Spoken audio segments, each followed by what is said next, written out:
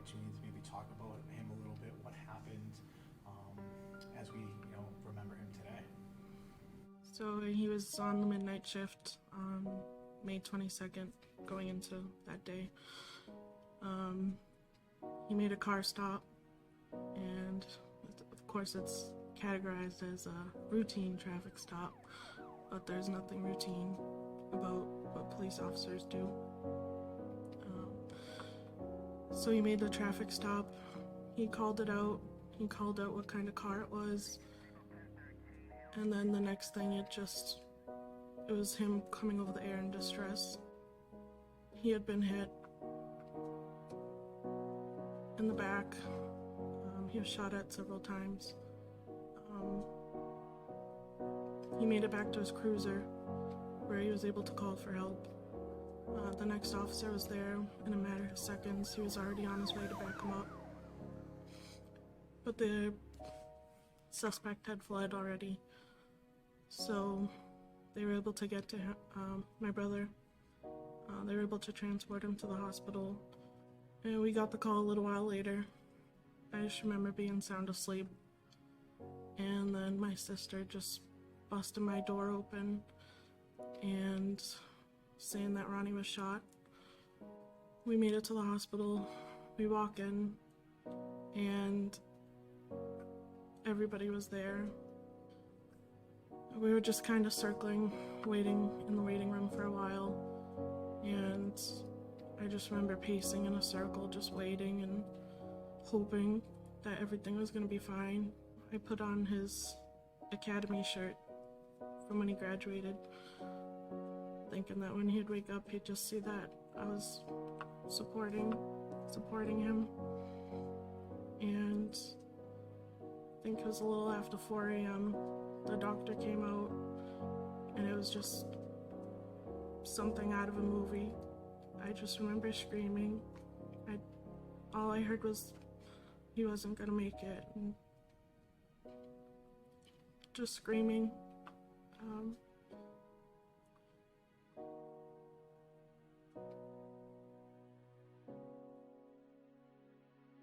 It was unlike anything that we've ever experienced. They let us in to see him, and I'll never ever get that out of my head.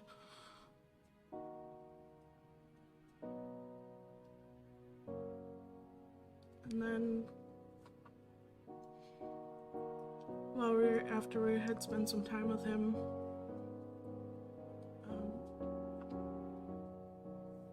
a bunch of people started filing in and out, and come to find out it was people that he worked with.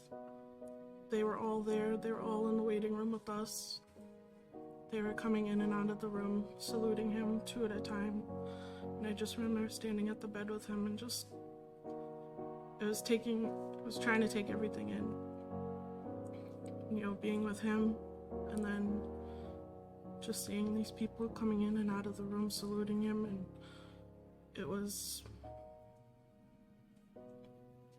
still like an out-of-body experience, It's just something that I'll never ever forget. The Brotherhood of the Fallen has been, again, another amazing facet of our journey and what we've been through. It all started that night. They literally became our family overnight. It's the most amazing part. You'll never get this type of camaraderie or this type of support from any other profession. I remember being at the funeral and the different chapters that had come through to support us and to pay their respects. Every single person that we saw that day, it made a difference.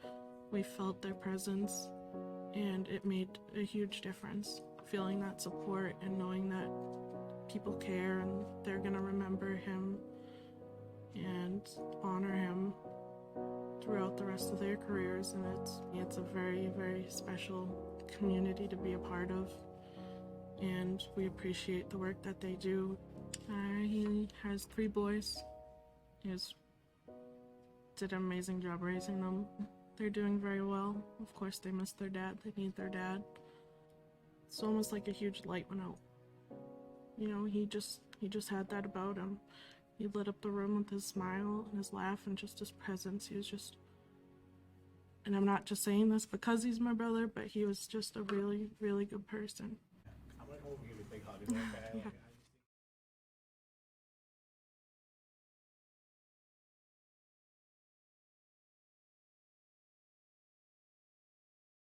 I started my career in 2005 with the New York City Police Department, and I thought I knew everything. I was 26 years old, 24, 26, and then it all changed. I was working at the 7-1 precinct, Crown Heights.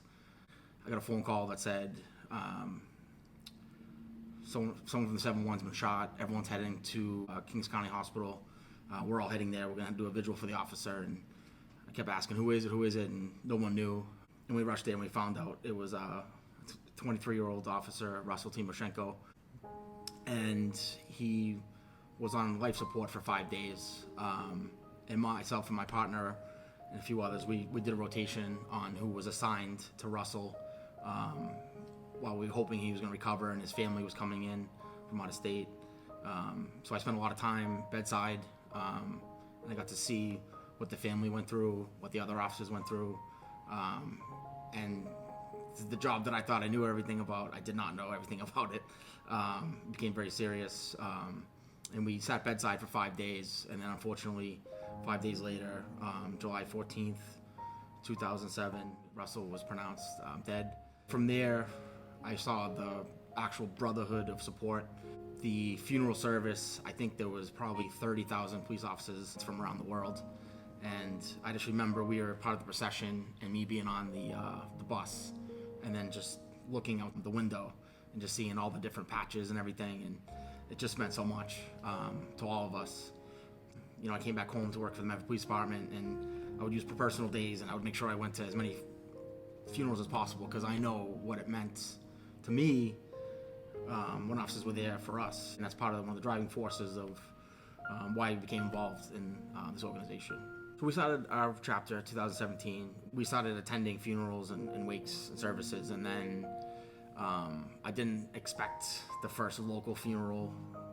I didn't want any local funeral, but I didn't expect one to be a close friend of mine and classmate.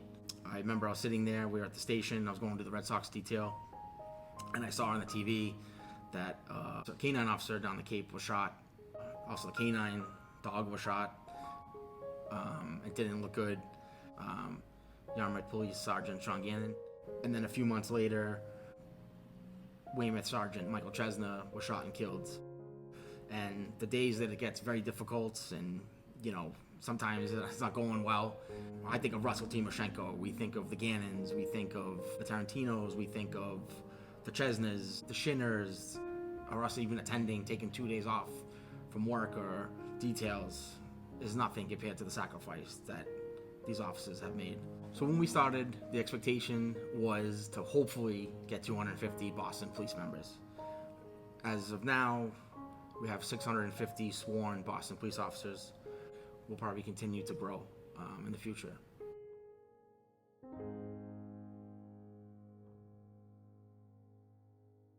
I'm John Norman, Chief of Police for the City of Girard, Ohio Police Department. We have 23 sworn officers, 10 civilian employees. Our population here in the city is around 11,000, so very small, tight-knit community. And on October 21st, 2017,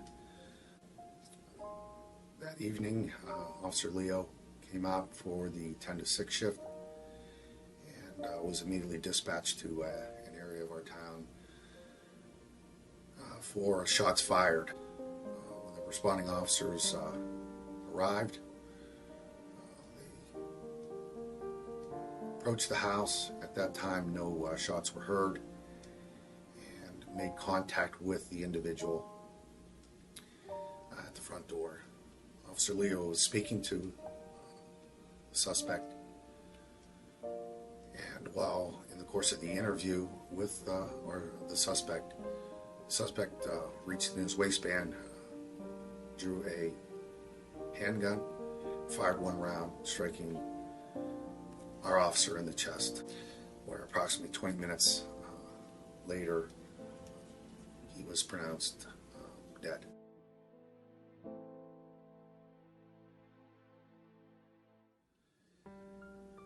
That night changed all of our lives here at the Girard Police Department, including mine.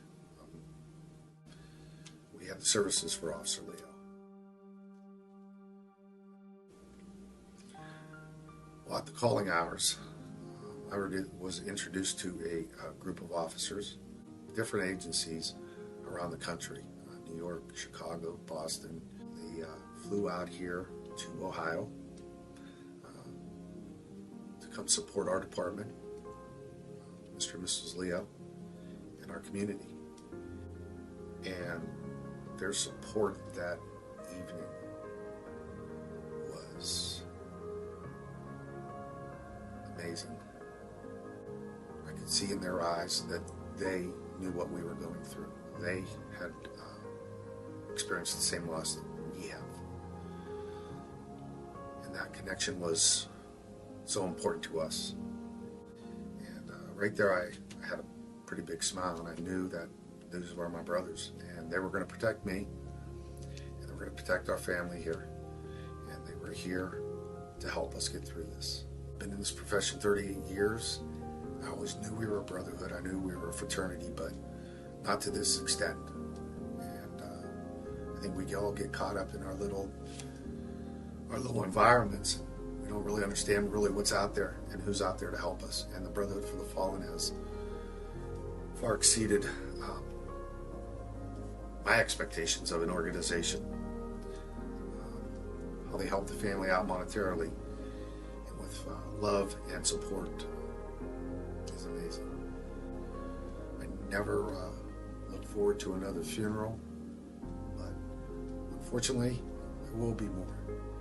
And if I can make my time and take my days off and go and help support the Brotherhood and the families of the fallen, I won't hesitate to do it.